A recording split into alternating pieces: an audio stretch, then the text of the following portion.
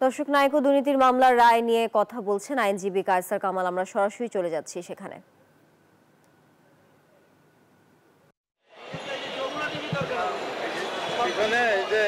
ভাই ঢুকে গেলেন যমুনা, লাইভ করতেছিলাম ভাই।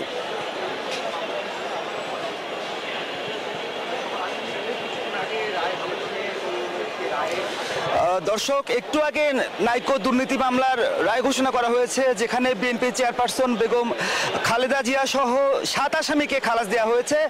আদালত যে তার পর্যবেক্ষণটি দিয়েছেন, সেখানে কিন্তু সুস্পষ্টভাবে আদালত উল্লেখ করেছেন যে শুধুমাত্র রাজনৈতিকভাবে হয়রানি করার জন্যই বেগম খালেদা জিয়া সহ অন্যদের আসামি করা হয়েছিল।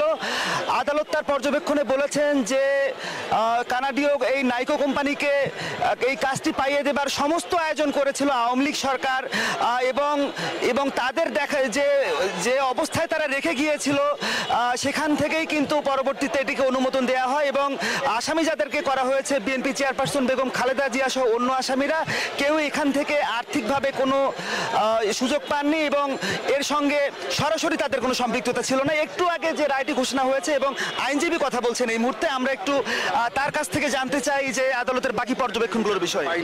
সেটি আজকে মাননীয় আদালত পরিষ্কার করে বলেছেন যে একজনের দায় আরেকজনের উপরে অন্যায়ভাবে চাপানো হয়েছে। বেগম খালেদা জিয়ার বিরুদ্ধে শুধুমাত্র রাজনৈতিক উদ্দেশ্যে তাকে রাজনৈতিকভাবে হয়রানি করবার জন্য এবং তাকে মেলাইন করার জন্য রাষ্ট্রীয়ভাবে সামাজিকভাবে তার শেখ হাসিনার দায়টিকে বেগম জিয়ার উপরে অন্যায়ভাবে চাপানো হয়েছে। এবং সেখানে উনি বলছেন এই কথা যে শেখ হাসিনা বা আজকের যে সাক্ষী প্রমাণ যেগুলো হয়েছে সবগুলোই কিন্তু শেখ হাসিনার বিরুদ্ধে সাক্ষ্য দিয়েছে।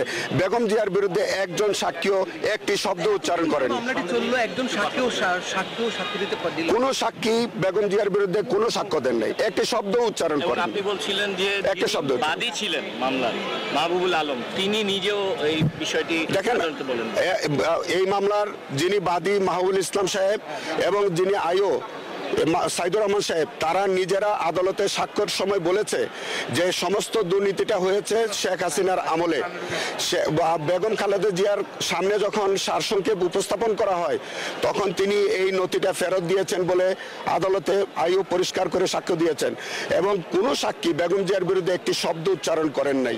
এবং আজকে মাননীয় আদালত তার অবজারভেশনে পরিষ্কার করে বলেছেন যে শেখ হাসিনার আমলে সমস্ত দুর্নীতি সংগঠিত হয়েছে, অথচ শেখ হাসিনা কৌশল করে আদালতকে ব্যবহার করে তার মামলাটি তিনি কোয়াশ করে নিয়েছেন এবং সেই দায়টি অন্যায়ভাবে বেগম খালেদা জিয়ার উপরে চাপিয়েছেন। আজকে এই রায়ের মধ্যে সেই অবজারভেশনটা পরিষ্কার করে মাননীয় আদালত বলেছেন এবং সকল আসামিকে আদালত বলেছেন পরিষ্কার করে যে এটা একটা রাজনৈতিক হয়রানিমূলক মামলা এবং সেই কারণে সকল আসামিকে, বেগম জিয়া সহ সব আসামিকে নির্দোষ সাব্যস্ত করে খালাস প্রদান করেছে। ধন্যবাদ আপনাকে। তানিয়া, শুনছিলেন কিন্তু আমরা বিএনপি চেয়ারপারসন বেগম খালেদা জিয়ার আইনজীবী যিনি আমিনুল ইসলামের বক্তব্য শুনছিলাম। আমিনুল ইসলামের বক্তব্য থেকে কিন্তু আমরা যেটি শুনতে পারছি এবং আদালতের পর্যবেক্ষণ সেটি হচ্ছে যে উদরপিণ্ডি বুদর ঘাড়ে চাপানোর মতো একটি বিষয় এখানে ঘটেছে। অর্থাৎ বিগত যে শেখ হাসিনা সরকারের তাদের যে দুর্নীতির যে ফাঁদ, সেই ফাঁদে কিন্তু বেগম খালেদা জিয়াকে পড়তে হয়েছে এবং শেখ হাসিনা রাষ্ট্রের এত বড় একটি ক্ষতি করে তিনি কিন্তু তার মামলাটি কোয়াশ করে নিয়েছেন, মামলা থেকে নিজেকে অব্যাহতি নিয়েছেন। কিন্তু শেখ হাসিনার বিরুদ্ধে মামলাটি 17 বছর চলেছে। সেই ক্ষেত্রে আদালত বলেছে যে এই মামলাটি যে সুস্পষ্টভাবে প্রমাণিত হয়েছে শুধুমাত্র রাজনৈতিক হয়রানি করানোর জন্যই বেগম খালেদা জিয়ার বিরুদ্ধে এই মামলাটি করা হয়েছিল। তো আজকের আদালতের আদেশের মাধ্যমে কিন্তু পুরোপুরি এই মামলা থেকে অব্যাহতি পেলেন বিএনপি চেয়ারপারসন বেগম খালেদা জিয়া সহ অপর 8 আসামি। তানিয়া, মাহমুদ, আপনাকে ধন্যবাদ যুক্ত থাকার জন্য।